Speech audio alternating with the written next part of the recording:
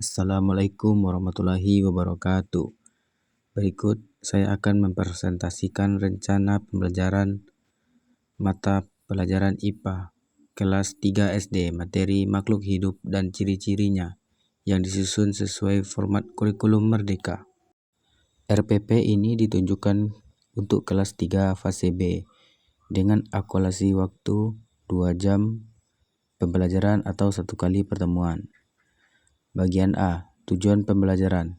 Tujuan pembelajaran ada 4 poin utama, yaitu peserta didik diharapkan mampu menyebutkan ciri-ciri makhluk hidup dengan benar, bisa membedakan makhluk hidup dan benda mati, mampu mengelompokkan benda di lingkungan sekitar, serta yang paling penting siswa memiliki sikap peduli dan menyayangi sesama makhluk hidup ciptaan Tuhan.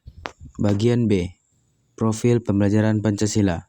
Profil pembelajaran Pancasila yang ingin dibangun dalam materi ini meliputi beriman dan berakhlak mulia, bernalar kritis, serta peduli lingkungan. Pada bagian C, sarana dan prasarana, media dan alat yang dibutuhkan cukup sederhana, yaitu buku paket IPAS, gambar atau contoh nyata seperti tanaman, hewan, batu, meja, serta video pendek agar siswa lebih mudah membayangkan kegiatan makhluk hidup.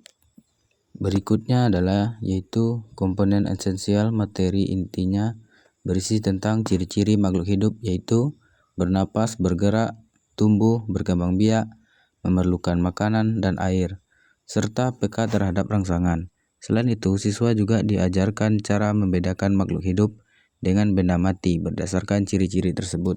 Yang berikutnya itu untuk langkah-langkah pembelajaran yang dibagi menjadi 3 tahap.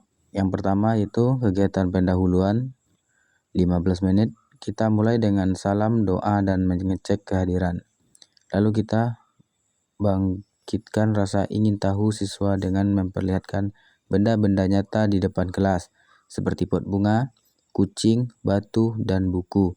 Kemudian kita tanyakan, mana yang bisa bertumbuh, mana yang tidak bisa bergerak sendiri. Setelah siswa berpendapat, baru sampaikan tujuan pembelajaran hari ini.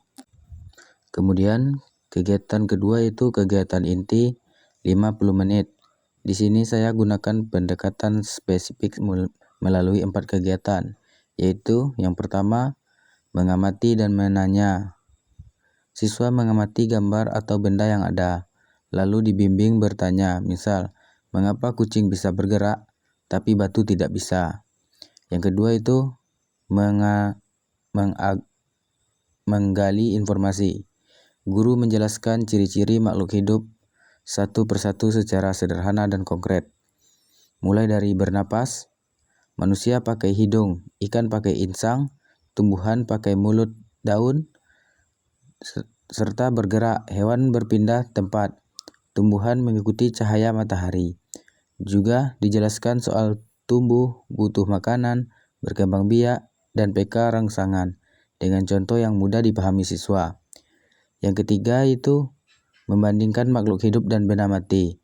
Siswa dibagi kelompok kecil beranggotakan 3-4 orang. Tugasnya mengelompokkan gambar menjadi 2 kelompok, makhluk hidup dan benda mati. Ini melatih kerjasama dan pemahaman siswa. Hasilnya dipresentasikan di depan kelas, lalu guru memberikan penguatan materi. 4. Itu menarik kesimpulan. Di akhir dengan menyimpulkan bersama bahwa makhluk hidup memiliki ciri kehidupan, sedangkan benda mati tidak memilikinya. Tahap ketiga yaitu kegiatan penutup. Kita ulang kembali poin-poin penting materi. Guru menegaskan nilai karakter bahwa semua makhluk hidup adalah ciptaan Tuhan yang harus disayangi dan dijaga. Kemudian, lakukan refleksi dengan pertanyaan. Apa yang harus kita lakukan pada tumbuhan dan hewan? Sebagai tindak lanjut, siswa diminta mengamati 5 benda di rumah untuk dikelompokkan, dan pembelajaran ditutup dengan doa dan salam. Dan hal yang paling akhir yaitu asesmen atau penilaian. Terakhir bagian penilaian, asesmen formatif melalui sikap siswa saat bertanya, kerjasama kelompok, dan kepedulian. Juga lewat tanya jawab lisan, misalnya sebutkan 3 ciri makhluk hidup. Asesmen sumatif menggunakan lembar kerja siswa, Soalnya berupa pertanyaan singkat, contohnya sebutkan 2 ciri makhluk hidup dan mengapa batu termasuk benda mati, untuk mengukur pemahaman siswa. Demikian pemaparan RPP IPAS materi makhluk hidup dan ciri-cirinya. Semoga RPP ini dapat diterapkan dengan baik. Terima kasih atas perhatiannya. Wassalamualaikum warahmatullahi wabarakatuh.